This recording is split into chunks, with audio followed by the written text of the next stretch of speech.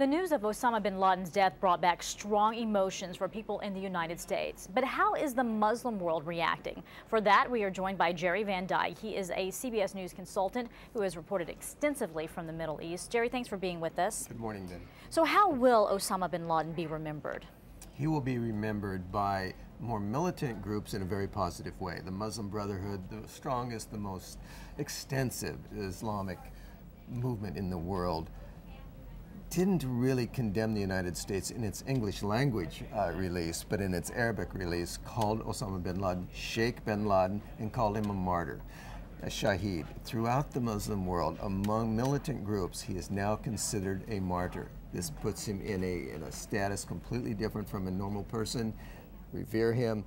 All Muslim governments, however, Saudi Arabia, Syria, Jordan, Pakistan, silence. Not one word at all from any Pakistani And I want to ask you about that because, you know, his popularity has waned in places like Jordan, the Palestinian territories. So is Al-Qaeda still relevant?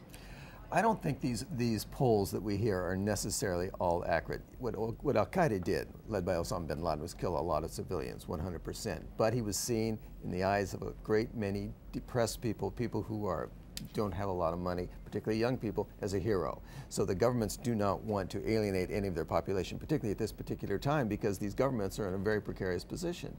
The Iranians, Shiites, different from the Sunnis, of course, said it's no longer necessary for the United States to be in Afghanistan. Leave. They don't want to be surrounded by, in Iraq with the U.S. on the west and the U.S. and Afghanistan in the east. And now they want to use this as an excuse for the United States to leave. Pakistan is the most interesting one because they did not say one thing at all.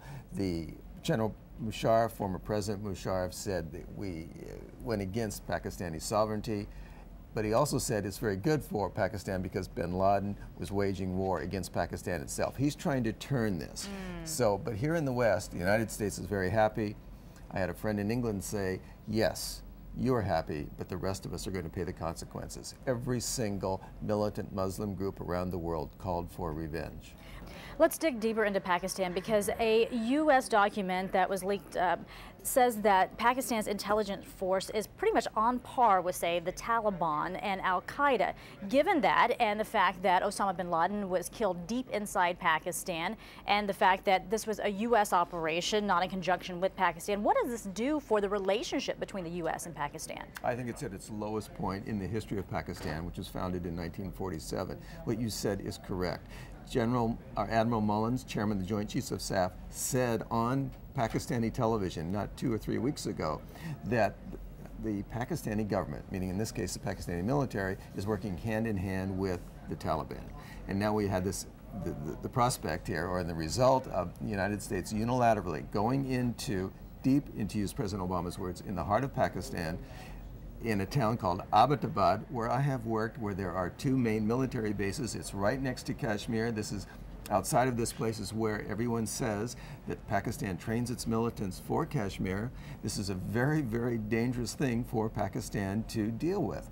That is why I believe Pakistan has not said anything. Now, in my own experiences over many years, working as a journalist in Pakistan, Afghanistan in the 1980s as a newspaper reporter, and now in 2000 onwards working for CBS and then being captured, on both sides of the Afghan-Pakistani border, not one single Pakistani or Afghan leader, tribal leader, or common person said to me, you will ever find Osama bin Laden along the border. You will find him kept by an institution somewhere deep inside of Pakistan, which has proved to be the case. They all feel that the United States is at war with Pakistan in a certain way, and that Pakistan is playing this double game that you alluded to, and it's going to think. They're going to have a lot to answer for it because you and I are discussing it now. The entire American public wonders why in the world was Osama bin Laden in the middle of Pakistan and no one could find him. Well, given that information, some U.S. lawmakers are saying, hey, maybe we should rethink how much aid is given to Pakistan. So should we cut Pakistan off when it comes to aid? What kind of reaction, what kind of problems could that create? I think the United States, to a degree, is afraid of Pakistan. Don't forget, it's been almost a year now since the young man tried to set off a bomb in Times Square here in New York. We are afraid that there might be a lone wolf who will be trained along the tribal areas, will come here and harm us. Lashkar-Taiba, one of the most militant groups, waged war against India in Mumbai. Could they do some work in the West? And there are many people who feel particularly in Pakistan, that the United States, more than anything else, is afraid of the nuclear warheads, the nuclear arms that Pakistan has, and that we do not want to lose contact with this very, very critical, in some cases ally, but in other cases perhaps a bit of an enemy. Very interesting to see how all of this does play out. We do appreciate your insight, though. Jerry, thanks so much for joining us. Thanks.